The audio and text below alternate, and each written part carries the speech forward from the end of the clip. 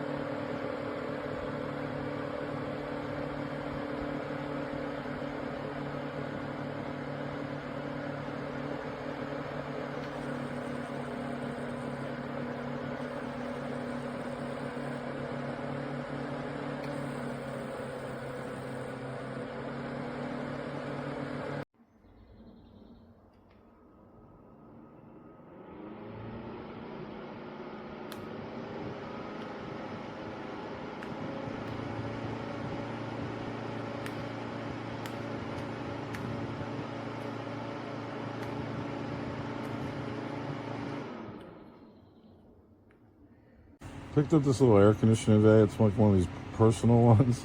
And you put ice and water in the top. The thing is actually freezing, but what's really cool is this night light feature that's just nonstop. Yeah, it's really well made too, and USB and everything like that. So well worth it.